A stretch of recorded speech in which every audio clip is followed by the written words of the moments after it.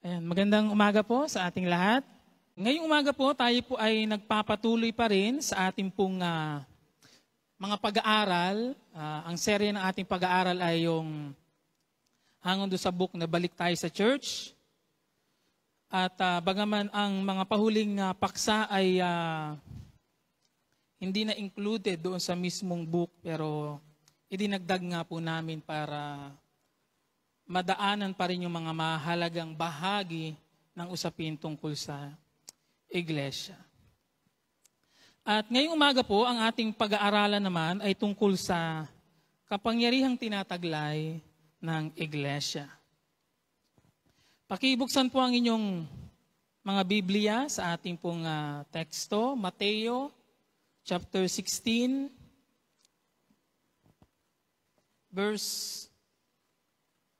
umpisa natin basahin mula verse 13. Nang dumating si Jesus sa lupain ng Cesarea ng Filipos, tinanong niya ang kanyang mga alagad, sino raw ang anak ng tao ayon sa mga tao? At sumagot sila, ang sabi po ng ilan ay si Juan Bautista kayo. Ang sabi naman ng iba, si Elias kayo. At may nagsasabi pang kayo si Jeremias o isa sa mga propeta. Kayo naman, ano ang sabi ninyo? Sino ako? Tanong niya sa kanila. At sumagot si Simon Pedro. Kayo po ang Kristo, ang anak ng Diyos na buhay. Ang anak ng Diyos na buhay. At sinabi sa kanya ni Jesus, mapalad ka, Simon na anak ni Jonas, sapagkat ang katotohanan ito'y hindi inihayag sa iyo ng sino mang tao, kundi ng aking amang nasa langit. At sinasabi ko naman sa iyo, ikaw ay Pedro, at sa ibabaw ng batong ito ay itatayo ko ang aking iglesia, at hindi makapananaig sa kanya kahit ang kapangyarihan ng kamatayan. Ibibigay ko sa iyo ang mga susi ng kaharian ng langit. Ang ipagbawal mo sa lupa ay ipagbabawal sa langit, at ang ipahihintulot mo sa lupa ay ipapahintulot sa langit. Okay, ang konteksto po ng ating binasang talata ay nag-umpisa doon nga sa pagtatanong ni Jesus sa kanyang mga alagad kung sino raw siya ayon sa mga tao. So, mula doon sa ating binasang talata, nagbigay naman ng ilang mga alagad ng kanilang sagot ayon sa kanilang mga narinig nga sa mga tao sa paligid tungkol sa identity ni Jesus. Ang sabi daw ng ilan, siya ay si Juan Bautista na muling nabuhay, si Elias, ganun din. At meron din daw nagsasabi na siya ay si Jeremias o di kaya ay isa sa mga propeta. So pagkatapos na sinabi ng mga alagad yun, ay kayo sa inyong palagay, sino ako naman para sa inyo? Sumagot si Pedro. At sabi ni Pedro, kayo po ang Kristo, ang anak ng Diyos na buhay. Pedro lamang ang nakapagbigay ng tamang sagot. At dahil doon, sinabihan siya ni Jesus na ikaw ay mapalad. Mapalad ka. Ngunit nilinaw ni Jesus ang isang mahalagang katotohanan tungkol sa pahayag ni Pedro. Ang sabi ni Jesus, yan ay hindi ipinahayag sa iyo ng sino mang tao. Ang aking amang nasa langit ang nagpahayag niya sa iyo. Ibig sabihin, ang aking amang nasa langit ang nagpaunawa sa iyo ng katotohanan yan tungkol sa kung sino ba talaga ako. At ginamit ni Jesus ang salitang mapalad ka, Pedro. Sa iyo ipinahayag, ipinaunawa ang katotohanan ito tungkol sa Panginoong Yesus. Pwede bang sabihin mo rin sa iyong katabi, ikaw ay mapalad? Mapalad ka ang maunawaan at makilala kung sino talaga si Jesus ay isang biyayang galing sa Diyos para sa atin. Yung makilala natin ang tunay na Diyos. Makilala natin si Jesus sa ating buhay ay isang biyaya. Ibig sabihin nito, mga kapatid, malibang ihayag o ibukas ng Diyos ang ating pangunawa para maunawaan ang katotohanan tungkol kay Kristo, hindi natin totoong makikilala si Jesucristo. Hindi natin siya totoong makikilala. Kaya mahalaga ang naging sagot na ito ni Pedro. Kung susundan po natin ang pagbasa nito, ang mga sumunod na sinabi ng ating Panginoong Hesus, especially ang kanyang mga naging sagot sa sinabi ni Pedro ay nakasakay doon sa pahayag ni Pedro kung sino siya. Na kayo po ang Mesyas. Hindi ba? Ang pagkakilala at pagkaunawa kung sino talaga si Jesus ay pangunahin at mahalaga sa pag-uumpisa ng iglesia. Ng iglesia ng Panginoon. Nag-uumpisa ang lahat sa pagkakilala kung sino ba talaga si Jesus. Naibibilang tayo sa iglesia ng ating Panginoong Jesus nung makilala natin ng tunay kung sino si Jesus. At bilang tugon doon, tayo nagsisi at nanalig sa Kanya. Kaya ang pangunahing pundasyon ng iglesia ay ang pagkakaroon ng tunay na pagkakilala at kaugnayan kay Jesucristo. Kung walang tunay na pagkakilala at kaugnayan kay Jesus, hindi natin pwedeng ituring ang ating sarili na bahagi ng isang iglesia o isang iglesia. Ang talata ding ito sa Mateo na ating binasa ay isa sa controversial text actually, lalo na sa mga Katoliko. Dahil ito ang isa sa pangunahing talata na pinagbabatayan ng kanilang paniniwala, lalo na tungkol sa posisyon ng Papa. Kanilang paniniwala at practice sa kanilang simbahan. Pinaniniwalaan nila na dito sa talatang ito na ating binasa, ay na si Apostol Pedro ang naunang Papa ng Romano at ito'y naipasa sa mga sumunod na naitalaga hanggang sa kasalukuyan. Meaning to say, si Pedro ang itinuturing nilang the foundation of the church. Kasi ang diin nila ay naroon sa sinabi ni Jesus kay Pedro na, ikaw ay Pedro, at sa ibabaw ng batong ito, itatayo ko ang aking iglesia. Ang kanilang interpretasyon at kanilang paniniwala ay, si Pedro ang tinutukoy na magiging pundasyon ng simbahan. Ng simbahang itatayo. Ngunit mayroon pong malinaw na pagkakaiba dito kapag ating aaralin.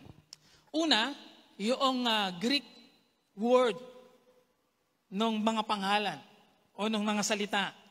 Katulad ng pangalan ni Pedro, mula sa salitang Griego na Petros, ay nangangahulugan pong stone.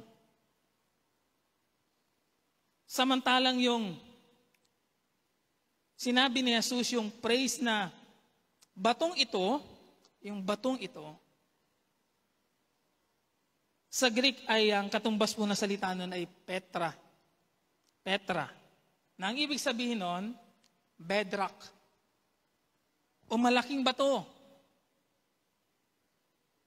Parang halos pareho na dalawang salita na parehong tumutukoy sa bato, pero meron po silang malaking pagkakaiba. Dahil yung Peter tumutukoy lamang sa isang maliit na piraso ng bato, samantalang yung bedrock ay kumbaga bundok ng bato. Bundok ng bato. Yung Pedro, a piece of that rock lamang. Ngayon, pangalawang mahalagang dapat mapansin natin na katotohanan doon sa talatang yun na sumasalungat ng malinaw sa paniniwala ng Katoliko, ay ang sinabi din ni Jesus doon sa katagang, sa ibabaw ng batong ito.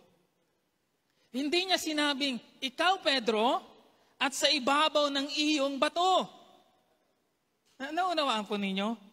Sa ibabaw ng batong ito, ngunit hindi niya sinabing, ikaw Pedro, ay Pedro at sa ibabaw ng iyong bato, itatayo ko ang iglesia ko. Sa halip ang sinabi ni Jesus, sa ibabaw ng batong ito. Kung gayon, sino ang batong tinutukoy ni Jesus? Wala pong iba kundi si Jesus din mismo. Ang sabi ni Pablo sa 1 Corinto chapter 3 verse 11, sapagkat wala ng ibang pundasyon na maaaring ilagay liban sa nailagay na kundi si Jesucristo. 1 Corinto chapter 3 verse 11. Walang ibang pundasyon liban kay Jesus. At dahil si Jesus ang tunay at matibay na pundasyon ng iglesia, makakaasa nga tayong ito'y tatayo at magtatagumpay katulad ng kanyang ipinahayag. Ngayon, ang sumunod na mga na pangungusap ni Jesus o binitiwang salita ng ating Panginoong Jesus ay nagbibigay naman sa atin ng mga pahiwatig kung anong klaseng iglesia ang kanyang itatayo. Kung anong klaseng iglesia ang itatayo ni Jesus. Isang iglesia na nagtataglay ng kapangyarihang galing sa Panginoon mismo. At sa pamamagitan din ng iglesyang ito, gagawa ang Diyos sa mga bagay nang higit sa kayang isipin at hilingin ng sinuman. Ngayon, ang kapangyarihang mayroon para sa iglesia ay ang kapangyarihang mismo ng ating Panginoong Hesukristo. Sabi niya, all authority has been given to me.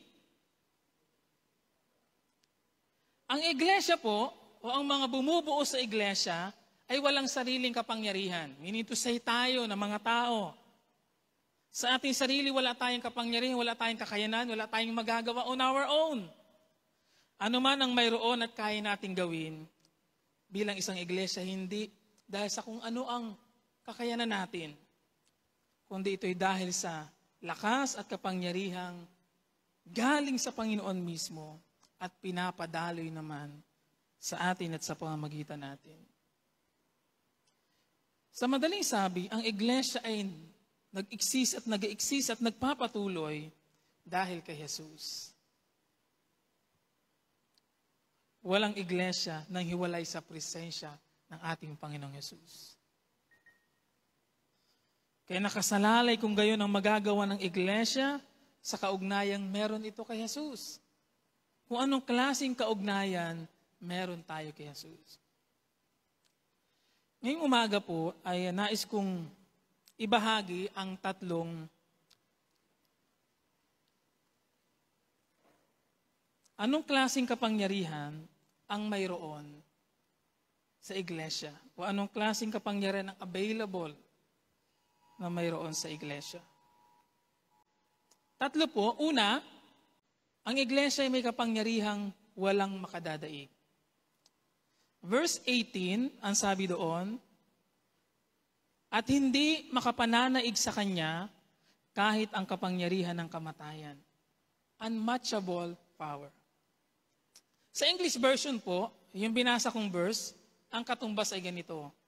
And the gates of hell shall not prevail against it. And the gates of hell shall not prevail against it. Sa ibang salin, yung gates of hell ay isinalin sa gates of Hades. Ito po ay tumutukoy sa lugar ng mga patay. Gates of Hades. At dito ay sinasabi ng ating Panginoong Yesus na kahit ang kapangyarihan ng kamatayan ay hindi kayang daigin, talunin ang kapangyarihan taglay ng iglesia. At ito po ay unang napatunayan ng ating Panginoong Yesus nang siya ay nabuhay na magmuli. Matapos niyang mamatay doon sa krus, pagkatapos ng 3 araw, siya ay bumangon mula sa kamatayan. Dito ay napatunayan ni Jesus na kahit gaano man makapangyarihan at nakakatakot sa marami ang kamatayan. Hindi ito sapat para gatiin si Kristo. At ang kapangyarihang yun na dumaig sa kapangyarihan ng kamatayan, ang siya ring kapangyarihang mayroon at available sa kanyang iglesia. Tingnan nyo ang sabi ni Pablo sa Filipos chapter 3 verse 10, sa kanyang panalangin, ang tanging hangarin ko ngayon ay lubusang makilala si Kristo at maranasan ang kanyang kapangyarihan, ang kapangyarihan ng kanyang pagkabuhay na maguli. Ang kapangyarihang ito na bumuhay muli kay Jesus ay kapangyarihan pong available na mayroon tayo sa iglesia. Siyempre, hindi ito yung literal na mabuhay din mula sa kamatayan. Bagaman, darating ang panahon na tayo lahat ay bubuhayin muli. Ito'y tumutukoy sa espiritual na kalagayan ng mga tao. Patay dahil sa kasalanan. Dahil sa paghahari ng kasalanan sa kanyang buhay.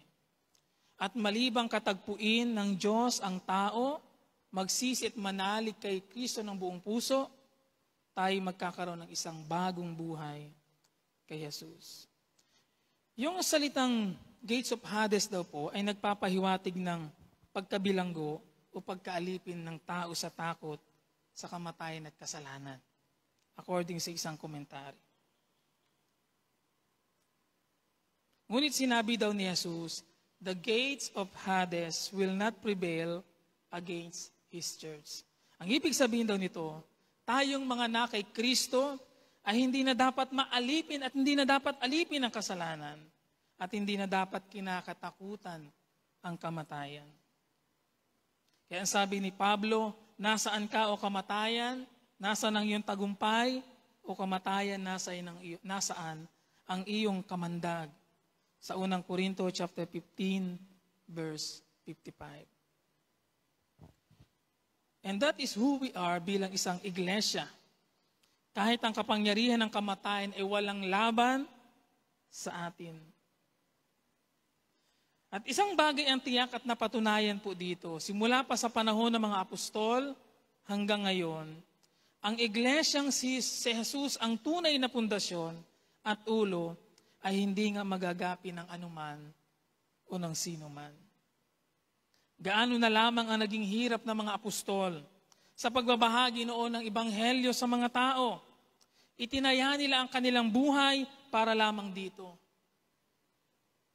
At halos marami sa kanila ay namatay bilang martir dahil sa pagsunod kay Jesus at sa pagsasakatuparan ng dakilang atas na iniwan ni Jesus. Ngayon ang mga taong umuusig sa mga alagad noon ay nais silang patayin dahil ang isip nila, kapag namatay ang mga taong ito, mamamatay na rin ang mensaheng dala nila. Mamamatay na rin ang ibanghelyong dala nila. Pero hindi yun ang nangyari. Much more, ang kanilang kamatayan ay lalong nag-cause para lumaganap ang ibanghelyo at makarating sa iba't ibang lugar. Worth it ba ang kanilang naging kamatayan? Yes. Wala tayo dito ngayon kung hindi dahil sa kanila. At sa mga nauna sa ating hindi natakot na ipangaral ang ibanghelyo, kahit ang kapalit ay kanilang sariling buhay. At ito ang magandang nangyari nga mga kapatid, na kahit mga nagkamatay na sila, kahit namatay ang marami sa brutal na paraan, hindi ito naging dahilan para kasama nilang mamatay ang mensaheng kanilang ibinabahagi. Ang mensaheng kanilang ibinabahagi at itinuturo ay nanatiling buhay at nagpapatuloy at nakaabot sa ating panahon ngayon. At inaasahan din naman tayo na ito'y ipapaabot natin sa kasalukuyang henerasyon hanggang maipasa sa mga susunod na henerasyon. Kamusta tayo sa kasalukuyang panahon? Kung ang kamatayan ay darating na sa iyo, maybe tomorrow or later, worth it din ba ang magiging kamatayan mo? Katulad ng mga nauna sa atin. Sa iba, death means end and defeat. Pero kahit ang kamatayan, sabi ni Jesus, shall not prevail against His church. Anong ibig sabihin nito para sa ating mga kapatid? Na tayo bilang isang iglesia, kung tayo on the move para dalhin at ibahagi ang salita ng Panginoon, ang ebanghelyo sa mga tao, kailangan nating maniwala sa pangako ng ating Panginoong Yesus na itong ating daladalang salitang ito ay may kakayanan at kapangyarihang baguhin ang mundo. Yung salitang shall not prevail ay pinagsamang salitang Griego na kata. Kata, K-A-T-A. Ang ibig sabihin ay against. At ishuo, I-S-C-H-U-O. Ang ibig sabihin naman daw nun, to be strong or to have strength.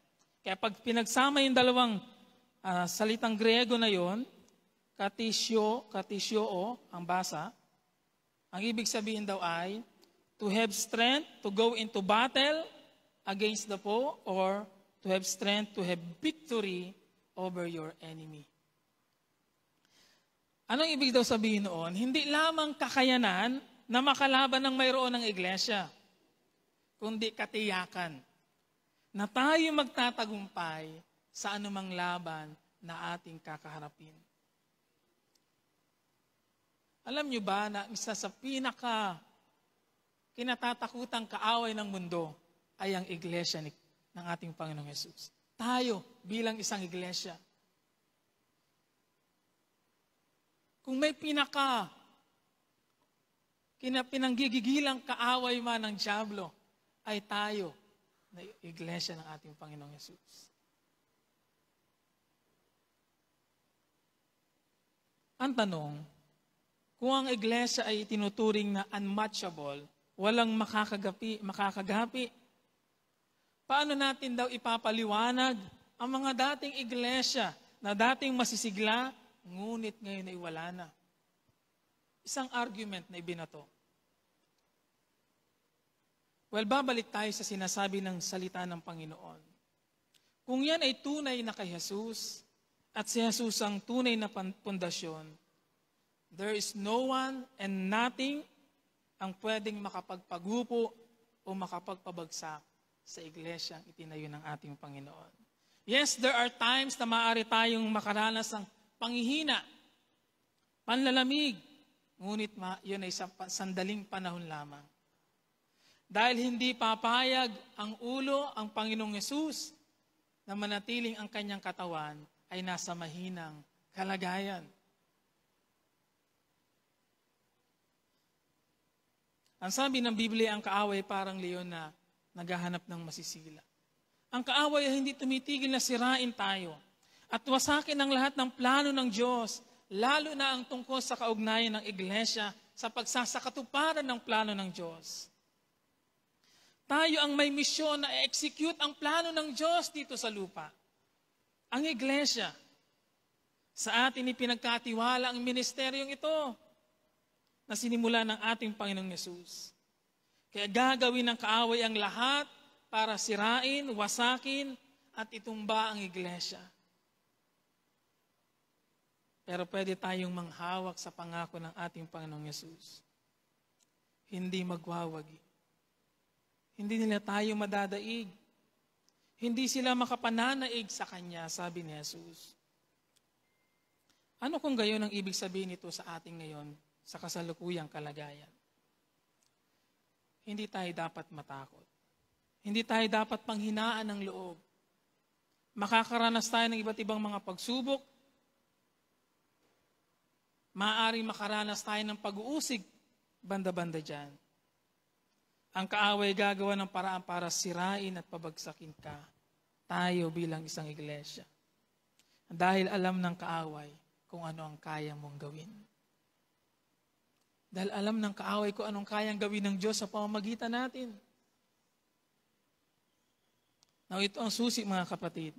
Hanggat si Kristo ang nananatiling pundasyon at ulo ng iglesia, walang anumang kapangyarihan at gawa ng kaaway ang maaaring makapanaig sa laban sa atin, gaano man makapangyarihan sila.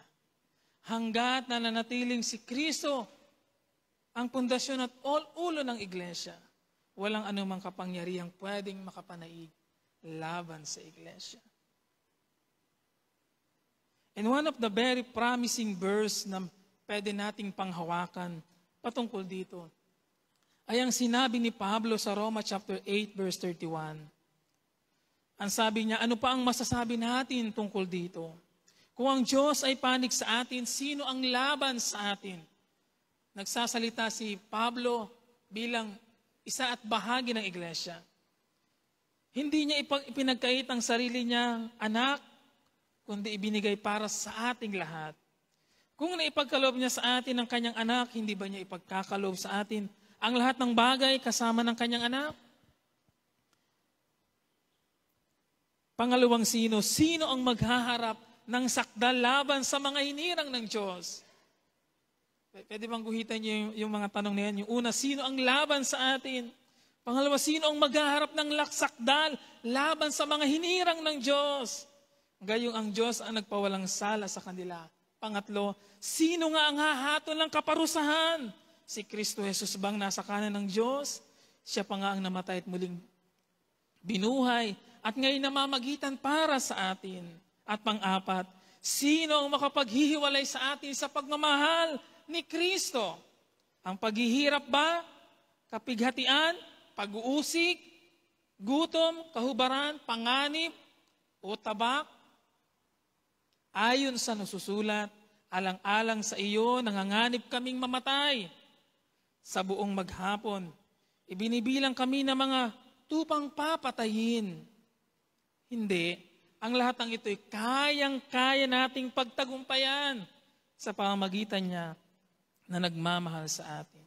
Sapagkat natitiyak kong ang kamatayan, ang buhay man, ang mga anghel, ang mga pamunuan, ang mga bagay sa kasalukuyan, o ang mga bagay na darating, ang mga kapangyarihan, kataasan, kalaliman, o alinmang nilalang, ay hindi makapaghihiwalay sa atin sa pag-ibig ng Diyos. Pag-ibig na ipinadama niya sa atin sa pamamagitan ni Kristo Jesus na ating Panginoon. Ito ang sikreto pala, mga kapatid. Kung nais nating makaranas ng isang iglesyang nananatiling buhay, masigla, at effectively nakakaganap sa mga inapagawa sa atin ng Diyos, ang sekreto ay naroon sa pananatili natin sa pag-ibig ng Diyos. Kung makaranas tayo ng kapanghinaan, kawalan ng pag-asa, dahil sa iba't ibang mga karanasan ng pangyayari sa buhay, babalik lang tayo sa pag-ibig ng Diyos.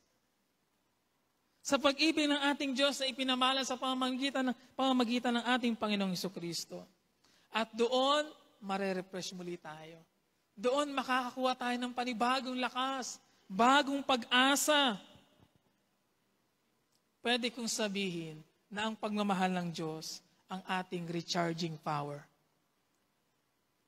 Yung pag-ibig ng Diyos, doon tayo mag-recharge uli kapag pakiramdam natin tayo nalulobat. Babalik tayo sa pag-ibig ng Diyos. Babalik tayo sa katotohanang mahal na mahal tayo ng Diyos.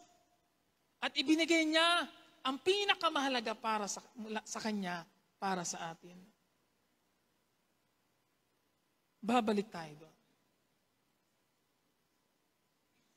Ngayon, ito ang isang mahalagang katotohanan din. Na lahat tayo isang araw mamamatay at mamamaalam sa mundong ito, dito sa literal na mundong ito. Physically. Ngunit ang iglesia ay mananatiling buhay at nakatayo. Dahil walang anuman o sino man na puwersa o kapangyarihan. Sabi ni Pablo, mga kapangyarihan, kataasan, kalaliman, anuman yan, wala. Wala yan. Ang iglesyang ito na itinayo ni Jesus ay mananatili at tatayo. Na paano natin i-evaluate ang ating sarili as part ng church? Kung ito ang katotohanang mayroon sa iglesia ng Panginoon, tayo bilang isang iglesia, the question is, nararanasan ba natin yung ganong klase ng kapangyarihan? At kung hindi, why? The question is, bakit? Bakit hindi natin nararanasan? Magpapatuloy ako sa pangalawang punto bago ko sagutin ang tanong na yun. Pangalawa, na kapangyarihang available o mayroon sa iglesia ay yung unstoppable power. Kapangyarihang walang makapipigil. Mayroong at least 2 dahilan na makikita tayo sa ating binasang teksto sa Mateo na nagpapatunay na ang iglesia may ganitong klase ng kapangyarihan o kakayanan. Ang una ay ang deklarasyon ni Jesus tungkol sa future ng iglesia. Sabi niya sa verse 18a, sa ibabaw ng batong ito ay itatayo ko ang aking iglesia. Ito ang isang bagay na naisanin ng kaaway, nahadlangan at pigilan yung maitayo ang iglesia ng Panginoong Yesus. Pero ito ang isang bagay din na napatunayan. Ang pagbangon ni Jesus mula sa kamatayan ay isang katibayan na mangyayari ang lahat ng nilayo ng Diyos at plano ng Diyos. At walang makakapigil doon para mangyari yon. Ano ang sabi ni Jesus? Itatayo ko. Nasa future tense. Itatayo ko. Ang mga salitang ito, bagaman hindi pa nangyayari, the moment na sinalita ni Jesus, ay salita ng katiyakan. Unawaan niyo po, salitang tiyak, itatayo ko. Ibig sabihin, talagang gagawin, mangyayari. At walang sinabi si Jesus na kondisyon na itatayo ko ito kung. Ang sabi ni Jesus, itatayo ko ang aking iglesia.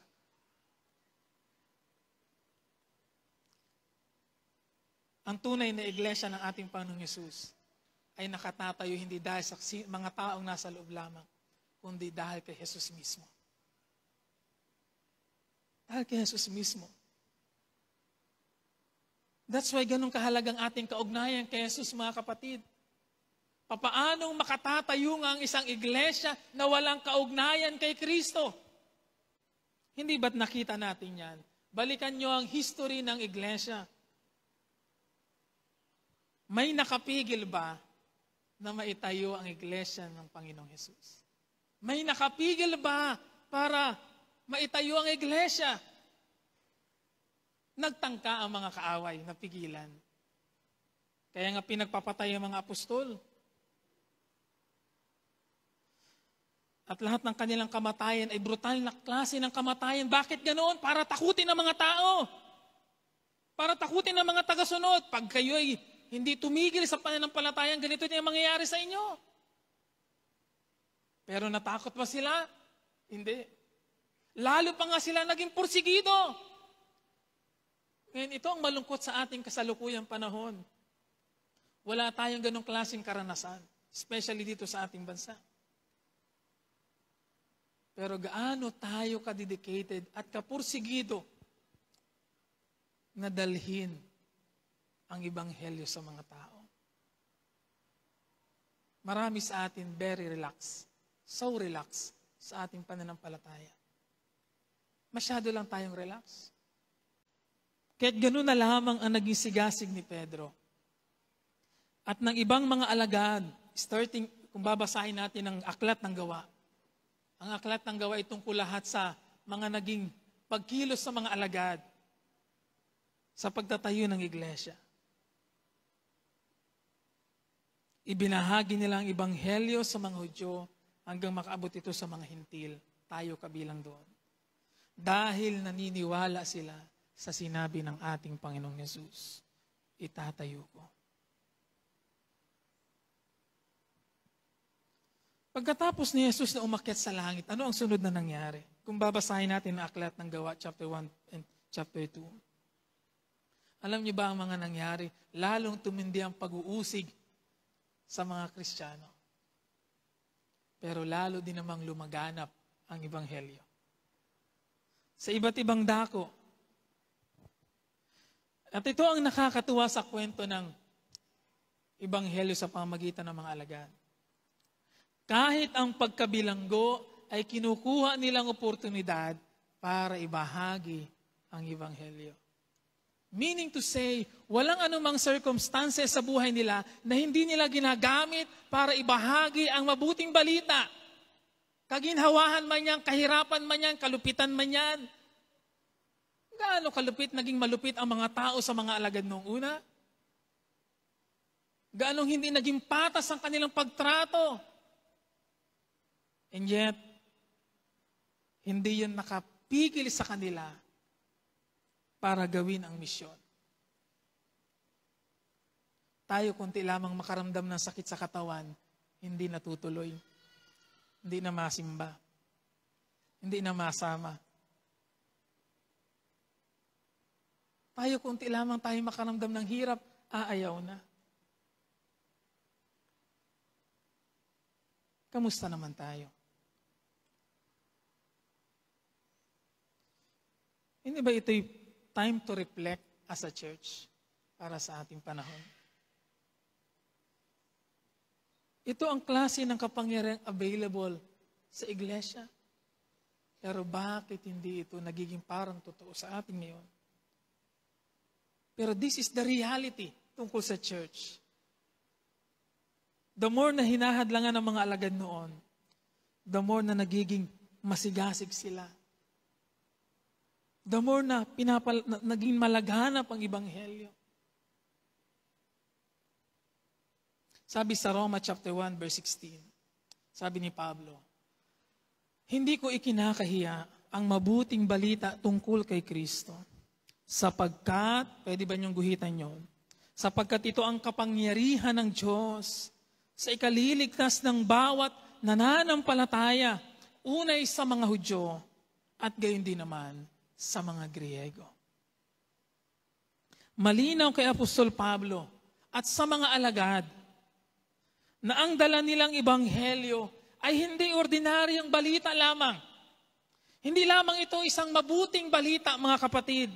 Ang dala nilang balita ay isang makapangyarihang balita para bigyan ng pagkakataon ng mga tao na maligtas kung sila'y magsisisi sa kanilang mga kasalanan at sasampalataya kay Jesus ng buong puso. Hindi lamang ito isang mabuting balita, isa itong makapangyarihang balita na pwedeng makapagbago ng kapalaran ng tao. At ito ang isang bagay na kamangha-mangha. Kapag tayo bilang iglesia ay buong sikap, tapat at tapang na handang dalhin at ibahagi ang Ebanghelyo regardless ng kung sino mang mga tao at regardless ng sitwasyon, ang mga taong ilalapit sa atin ng Diyos, makakaasa tayong hindi mawawalan ng saysay ang ating mga pagbabahagi. Minsan tayo nalulungkot at nadi-discourage. Parang hindi maraming, para namang nasayang lamang ang ating pagod. Hindi naman talaga. Kung titinan natin ang katotohanan ito sa sinabi ni Pablo, paniwalaan natin at sampalatayanan na ang salitang daladala natin ay salitang makapangyarihan. At ito ang isang powerful truth tungkol dito, mga kapatid. Tayo bilang isang church. Nasa atin ang pinakamakapangyarihang persona.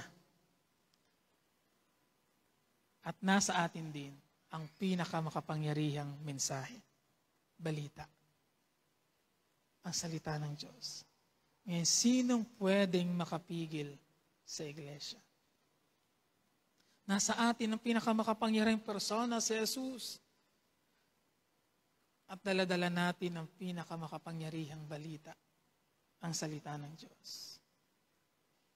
Knowing this truth, hindi pala dapat tayong manghinawa na magbahagi at magturo ng salita ng Panginoon. Knowing this truth, hindi pala tayo dapat panghinaan ng loob kung may mga taong tanggihan man ang dala nating balita sa kanila. And knowing this truth, hindi pala dapat tayong tumigil na isulong ang gawain ng Panginoon kahit maging mahirap man ang mga sitwasyon. Bakit?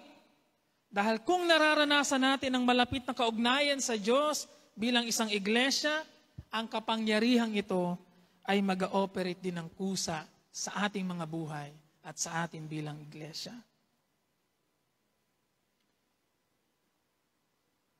Ano man ang mangyari, magkaroon man ng pag-uusig, walang hindi kayang gawin ng isang iglesyang lubos na nakatalaga at nakasuko ang buhay sa Diyos. Dahil doon, lubos na makagagawa ang Diyos sa ating mga buhay.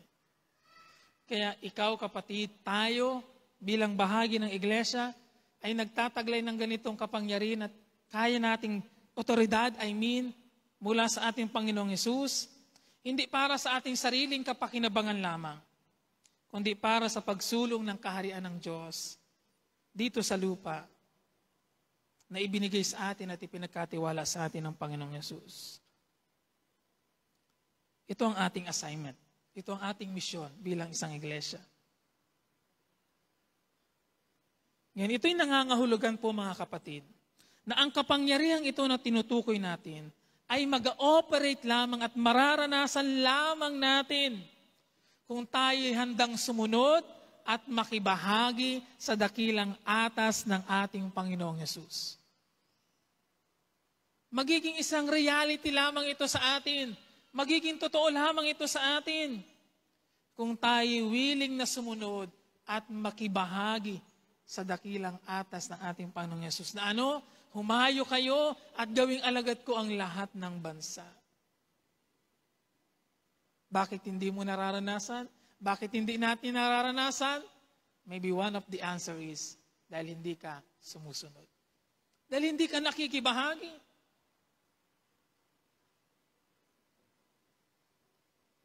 Kaya kung iisipin lang natin, walang iglesyang mahina. Kung matututunan lamang natin gamitin ng maayos at tama ang kapangyarihan at otoridad na ibinigay sa atin ng Panginoon. Kailangan lang natin maging masunurin sa inapagawa ng ating Panginoon at ang Diyos na ang bahala sa mga susunod. Kaya next time na tayo magbabahagi ng Ebanghelyo, idalangin natin na mag-operate yung kapangyarihang iyon sa ating mga buhay at sa pamamagitan ng ating buhay. At yung salita, sa pamamagitan ng salita niya na ating daladala. At manalig tayong gaano mang kalakas ang impluwensya ng kaaway sa mga taong ating pagdadalhan nito, sila'y pawang mabibigo. Pangalawang pagpapatunay tungkol sa bagay na ito sa iglesia ay yung sinabi ni Jesus kay Pedro din. Sa verse 19, ibibigay ko sa iyo ang mga susi ng kaharian ng langit, ang ipagbawal mo sa lupa, ipagbabawal sa langit, at ang ipahintulot mo sa lupa, ipahintulot sa langit. Actually, ang part ng verse na ito ay napaka-controversial verse nga, mga pinagtatalunang mga verses. Ang sabi kasi ng talata, ibibigay ko ang mga susi ng kaharian ng langit. And alam natin, yung idea ng susi, ang pangunahing gamit ng susi para magbukas ng pinto. Pero pwede rin siyang maging gamit para magsara. Ngayon, hindi ito isang literal na susi na inabutan si Pedro ng susi. Pagka may mga namatay, nasa iyo ang susi, ganyan. May katabi pang manok. Ang susi na tinutukoy dito ay sumisimbolo, mga kapatid, sa kapangyarihan at otoridad na mayroon ng iglesia para buksan ang pinto ng kaharian ng Diyos sa mga tao. At ito'y sa pamamagitan niya ng pagbabahagi natin ng Ebanghelyo, ng salita ng Diyos. Kaya ganito daw yun, mga kapatid, sa tuwing tayo'y humahayo, sa tuwing ibinabahagi natin ng mabuting balita sa mga tao, binubuksan natin ang kaharian ng Diyos. Meaning to say, binibigyan natin ng pagkakataon ng mga taong makapasok sa kanyang kaharian, sa kaharian ng Diyos, kung tatanggapin, sasampalatayanan nila ang mensaheng dala natin, ang Panginoong Hesukristo.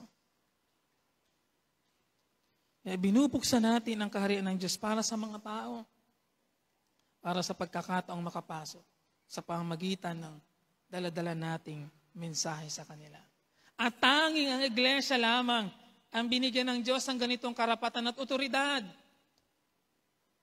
to share and proclaim the good news about Christ. Kaya ang sabi niya, humayo kayo.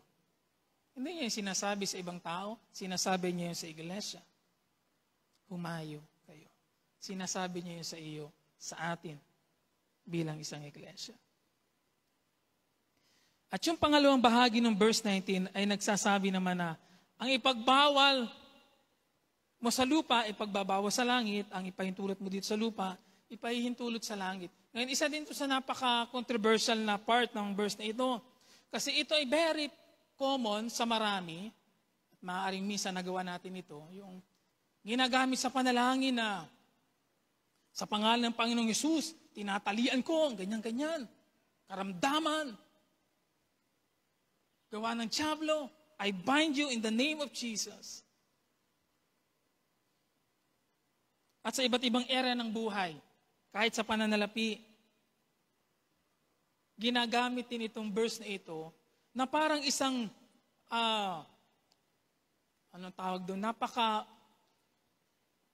makapangyarihang salita na kapag binanggit mo siya, dineclare mo siya sa panalangin, ay talagang mangyayari at gagawin ng Diyos. Ngayon, ito ang problema dito mga kapatid. Sa ganoong interpretation at pagkuha ng ganoong practice, para bang pwede na tayong magkaroon ng total control sa isang bagay o sitwasyon. Na anumang kalaga natin, banggitin lang natin yun at ideklara sa panalangin, kakalaga na din nga sa langit. At anumang ipahintulot natin o ipagbawal, ganun din ang magiging respond ng langit. Na para bang ang langit ay nagiging sunod-sunuran lang sa atin? Mali. Alam natin hindi ganyan nag-ooperate ang mga bagay sa kaharian ng Diyos. Ay ngayon, Pastor, bakit po naman, ay ganun po ang sabi naman ng talata. Ang ipahintulot ay ipapahintulot mo sa langit. Ang ipagbawal mo dito, ipagbabawal mo. Nasabi sa talata po eh.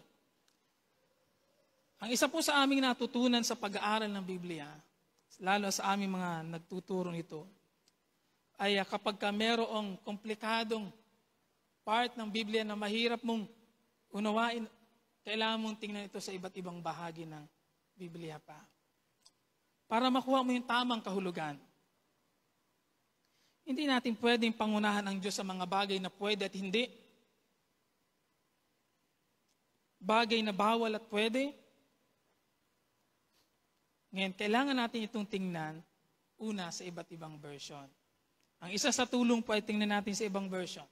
Sa NASB version, ganito ang version niya. I will give you the keys of the kingdom of heaven, and whatever you bind on earth shall have been bound in heaven.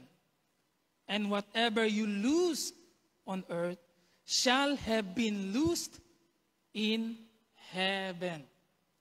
Ano po ang malinaw na pwede nating mapansin doon sa version na yon?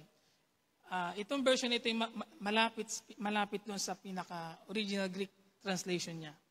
Batay sa version na ito, mauunawaan natin ang tinutukoy ni Jesus na ipagbawal o ipahintulot dito sa lupa, ipahintulot sa langit.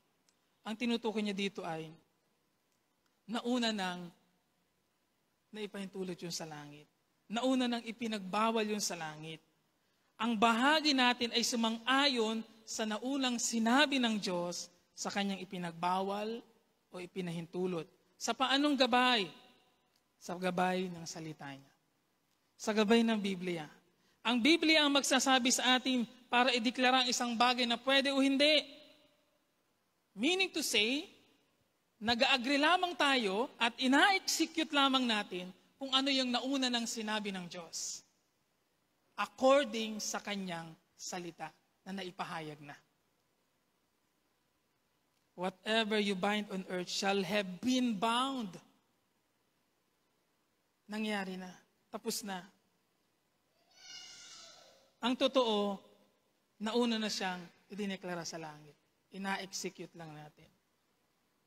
Pangalawang observation doon, sa verse na yon, na dapat nating tingnan para makuha ang tamang kahulugan, ay yung context po ng talata. Tungkol ba saan ang pinag-uusapan dito? Bakit nasabi ni Jesus na ang ganitong pangungusap?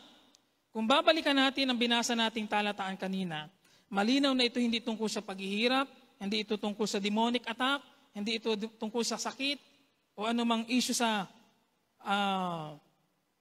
buhay. Ang talatang ito ay tungkol sa kaharian ng Diyos. Tungkol sa pagsulong ng kaharian ng Diyos dito sa lupa. At inatasan at ibinigay ni Jesus kay Pedro bilang tumatayong representative ng lahat ng mga alagad, ang atas na ito na isulong ang kaharian ng Diyos. Kung dadako tayo sa Mateo chapter 18 verse 18, na parehong-pareho ang binanggit ni Jesus na pangungusap. Anumang ipagbawal ninyo sa lupa, ipagbabawal sa langit, at anumang ipahintulot ninyo sa lupa, ipahintulot sa langit. The same declaration. Pero again, the same din ang paliwanag natin dito. Katulad ng paliwanag natin kanina. At ang konteksto ng talatang ito sa Mateo 18 ay tungkol sa pagdidisiplina sa iglesia. Tungkol sa pagpabataw ng disiplina sa isang miyembrong ayaw magsisi sa kabila ng mga pag-abot sa kanya. Kaya itong parehong talatang ito po sa Mateo 18:18 at Mateo 16:19 ay tumutukoy sa nauna ng dinesisyonan, ipinahayag ng Diyos, sinasang-ayunan lamang natin at isinasakatuparan. Now, going back sa ating punto, ano ngayon ang kaugnayan nito sa atin? Ikalawang pinag-uusapang punto. Laman ng talatang ito ang task na meron tayo bilang iglesia. Ang isulong ang kaharian ng Diyos dito sa lupa. Ang iglesia inatasan ni Jesus na magbukas ng mga pinto. Ang iglesia inatasan din ng Diyos sa panatilihin ang katuwiran at kabanalan ng iglesia sa pamamagitan ng pagdidisiplina. Sa madaling sabi, ang iglesia ay itinayo to reach people and to help the people be like Christ. Ang iglesia ay nariyan para abutin ang mga tao. At kapag sila inaabot na, katungkulan din ng iglesia na panatilihin at i-maintain na sila ay manatiling lumalakad sa katuwiran at kabanalan ng Diyos. Kaya not just reaching, but also discipling them. Ngayon, hindi ito madali. Ito isang malaki at mabigat na task. Yung mag-reach pa lamang ay mabigat na.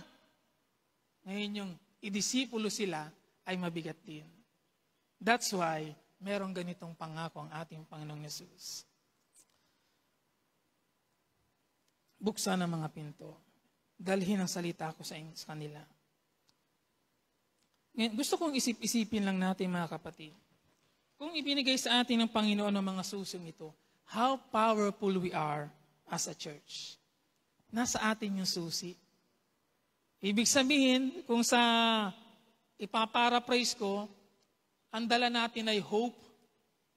Yung key represent also the hope. Pag-asa. Yan ang meron tayo. And lastly, ano ang meron sa iglesia? Kapangyarihang walang limitasyon. Unlimited power. Sabi ni Pablo sa Efeso chapter 3 verse 20, ngayon sa makapangyarihang gumawa ng lubhang sagana, lumang salin po iring inabasa ko, lubhang sagana ng higit sa lahat ng ating inihingi o iniisip, ayon sa kapangyarihang gumagawa sa atin. Sa ibang salin po, yung verse na yon, ay ginamit yung mga salitang immeasurably, exceedingly, abundantly, infinitely. Ibig sabihin, hindi masukat, labis-labis at sagana, walang hanggan. Infinite. Ganyan ang kapangyarihang mayroon available sa iglesia mula sa ating Panginoon. Hindi masukat. Labis-labis, sagana, walang hanggan.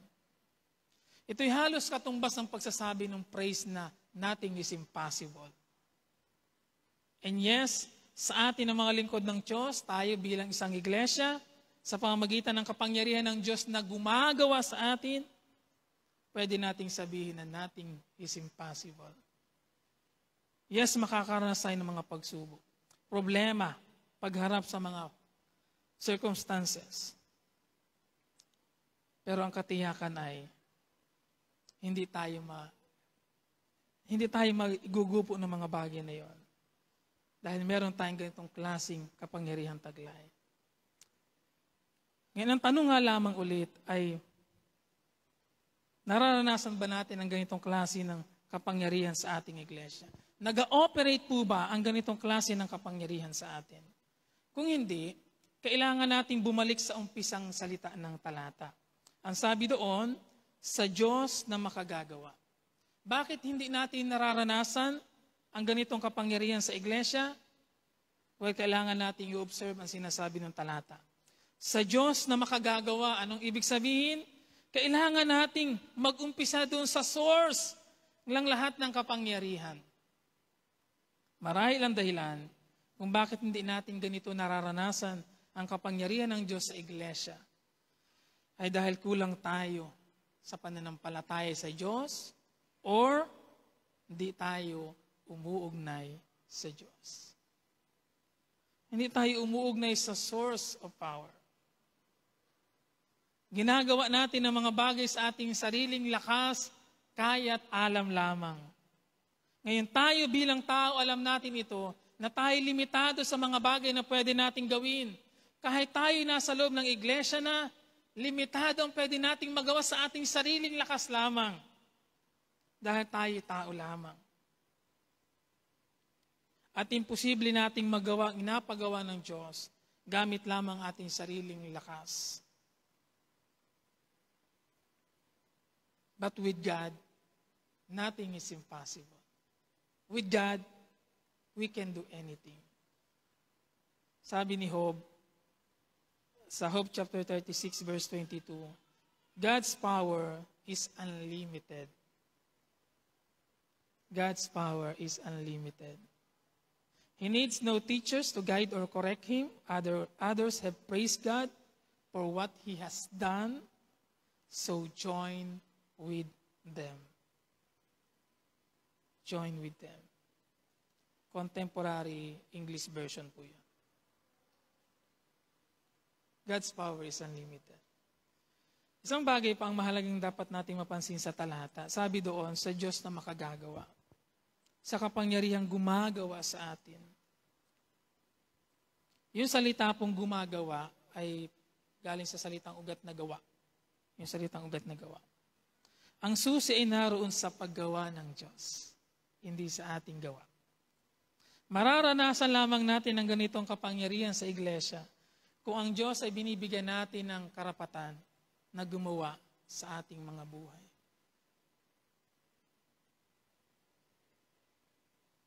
Tandaan po natin, kung magiging ano ang iglesia, ay resulta lamang ng kung anong klaseng tao ang nasa loob ng iglesia.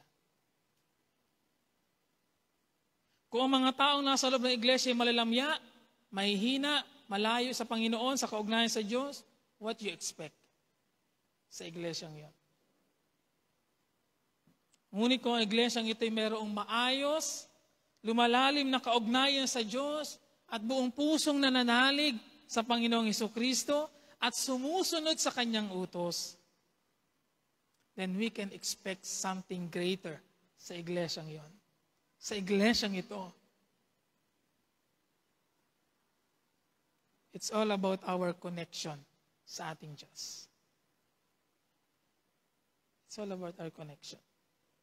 Kaya nasaan ang pagkakaiba ng ating magagawa sa magagawa ng Diyos? Malaki. Ang ating sariling magagawa, limitado. Ang magagawa ng Diyos, walang limitasyon. Tayo nauubusan ng lakas, ang Diyos hindi. Kamusta tayo? Kamusta po ang ating mga paggawa? Kamusta tayo bilang isang iglesia? Meron panalangin si Pablo at gusto kong gawin natin panalangin din ito sa ating iglesia. I would like to suggest na itong panalangin ni Pablo ay gawin nating panalangin. Sabi niya sa Efeso chapter 1 verse 18 hanggang verse 23. Ito ang kanyang panalangin.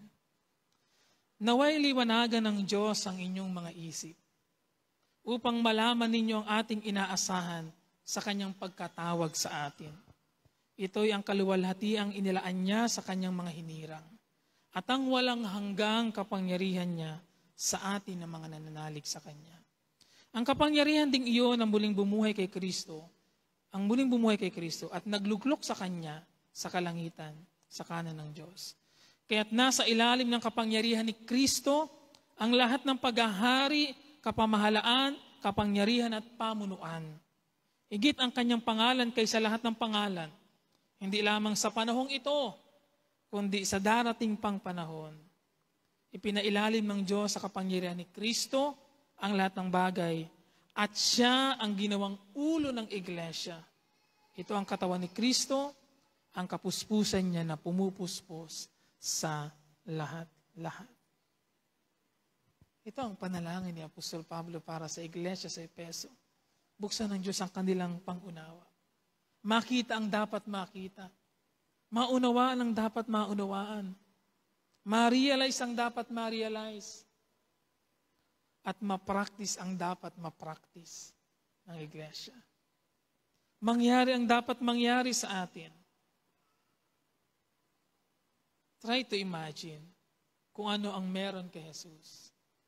Kapangyarihang nasa ilalim niya ang lahat ng paghahari, kapamahalaan, pamunuan. Ganyang kapangyarihan ang available sa atin, mga kapatid, bilang iglesia. Ang totoo, hindi natin ito kailangang hanapin. It's already available. Nariyan na yun. Kung paano lamang natin gagamitin. Hindi ito isang bagay na nakatago. Ito isang bagay na ibinigay na sa atin. Kailangan lang nating sumunod, manalig sa Diyos. And let God use our life para gawin ang mga bagay na ito. Ang kapangyarihan ito hindi tulad ng sa baterya. Ano yung battery nitong mic? Nauubos itong church nito eh. Tayong tao nalulubat kapag lumalayo tayo sa source of power. Pero yung power itself, God Himself, hindi yun nauubos. Hindi yun nalulubat. Kaya kapag nakakaranas tayo ng kapanghinaan, one of the things na kailangan natin i-evaluate sa ating sarili, bakit ako nanghihina? What is the reason? Kapag ang iglesia ay nakakaranas ng kapanghinaan at panlalamig, what is the reason? Maaaring tayo lumalayo na sa source. Kaya para mapanatili ang pagiging mabisa at makapangyarihan ng iglesia at sa ating mga paggawa, ang susi ay kailangan nating manatiling malapit at patuloy na lumalalim sa kaugnayan sa Diyos at sumusunod sa Diyos. Sa akin pong pagtatapos, kinakatawan ng iglesia dito sa lupa ang kaharian ng Diyos. Ibig sabihin, tayo bilang isang iglesia ay dapat kumikilos at namumuhay ng katulad ng pagkilos na meron sa kaharian ng Diyos. Ngunit hindi lamang iyon. Hindi lamang tayo ibinilang ng Diyos sa Kanya iglesia para ma-enjoy ang meron sa kaharian ng Diyos. That is a given truth. Pero ibinilang din tayo ng Diyos sa Kanyang iglesia para maging bahagi ng misyon. Sabihin mo sa iyong katabi, you are part of that mission. Bahagi ka ng misyon na yon. Bahagi ka ng gawain na yon. Ng task na yon. Ang talagang pangunahing layunin ng iglesia, mga kapatid, kung bakit itinayo ni Jesus, kung babalikan natin ang ating pangunahing verse, ay para abutin ang mundo, tawagin ang mga tinawag at pinili niya sa pamamagitan ng ebanghelyo at sila'y gawing alagad. That is our main goal. That is our main purpose as a church. Ngayon, kung hindi yun ang ating ginagawa at napapangyari, baka nasa maling landas tayo. We are doing something na hindi pinapagawa ng Diyos. Kung hindi yun ang nangyayari sa ating iglesia, then there is something na kailangan nating i-evaluate sa ating mga paggawa. Una, sa ating sarili. Bakit hindi ito nangyayari? Mag-uumpisa tayo una sa ating sarili. If you are part of a church, then yung evaluation ay mag-uumpisa sa sarili mo. Am I doing my part? Ayos ba ang aking kaugnayan sa Diyos?